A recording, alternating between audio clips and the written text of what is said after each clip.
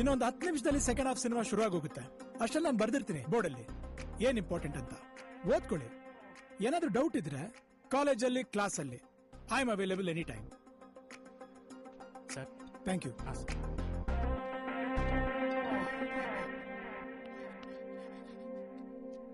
ಏಯ್, ನಿಮ್ಮಪ್ಪ ಕಣೋ.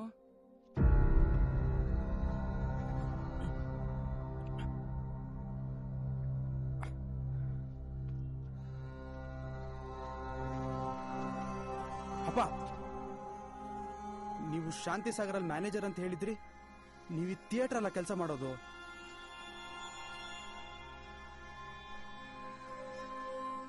ಸಂಜೆ ಮನೆಗೆ ಬಾ, ಮಾತಾಡೋಣ.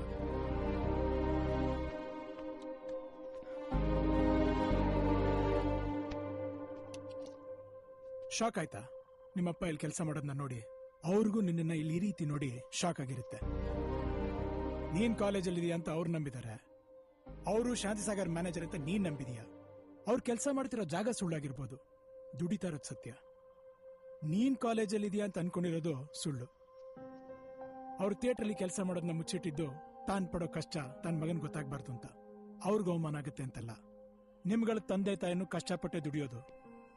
ಆ ಕಷ್ಟದ ದುಡಿಮೆನ ನಿಮ್ಮ ಹತ್ರ ಹೇಳ್ಕೊಳಲ್ಲ. ಬ್ರಾಂಡೆಡ್ ಟಿ ಶರ್ಟ್ ಒಂದ್ 2,000 ರೂಪಾಯಿ ಆಗಿರ್ಬೇಕಲ್ಲ? ಅವ್ರಿಗಾಗುತ್ತೋ ಇಲ್ವೋ, ನೀನ್ ಇಷ್ಟಪಟ್ಟೆ ತೆಕೊಟ್ಟಿದ್ದಾರೆ. ನಿಮ್ಮಪ್ಪ ಹೊಸ ಚಪ್ಪಲಿ ತಗೊಂಡು 1 ವರ್ಷ ಆಗಿರ್ಬೇಕಲ್ವಾ? ನಿಮ್ಮಪ್ಪನ ಚಪ್ಪಲಿ ಸೇಸ್ ಗೊತ್ತಾ? ನಿಮ್ಗಳಿಗೆ ಅವ್ರ ಸಮಸ್ಯೆ ಗೊತ್ತಿಲ್ಲ. ಅವ್ರು ತಗೊಳ್ಳೋ ಟ್ಯಾಬ್ಲೆಟ್ಸ್, ಪ್ರೆಷರ್, ಅವ್ರ ಕಮಿಟ್ಮೆಂಟ್ಸ್ ಒಂದು ಗೊತ್ತಿಲ್ಲ. ಅಟೆಂಡೆನ್ಸ್ ಅನ್ನೋದು ಪೇರೆಂಟ್ಸ್ ನಿಮ್ಮ ಮೇಲೆ ಇಟ್ಟರು ನಂಬಿಕೆ. ಅವ್ರು ಕಷ್ಟಪಟ್ಟು ದುಡಿದು ಫೀಸ್ ಕಟ್ಟಿದ್ರೇನೆ ಕಾಲೇಜ್ ನನಗೆ ಸಂಬಳ ಕೊಡೋದು. ಅಟ್ಲೀಸ್ಟ್ ನಾನಾದ್ರೂ ಅವ್ರು ಪಡೋ ಕಷ್ಟಕ್ಕೆ ನಿಯತ್ತಾಗಿರ್ಬೇಕಲ್ವಾ? ಅದಕ್ಕೆ ಎಲ್ಲರಿಗೂ ಬಂದೆ. ಸಿನಿಮಾ ಶುರು ಆಗುತ್ತೆ, ಹೊರಡಿ. ಅದು ಕೂಡ ಕಷ್ಟಪಟ್ಟು ದುಡ್ದಿರದೆ. ಗೋ ವೇಸ್ಟ್ ಮಾಡಬೇಡಿ, ಮೂವ್.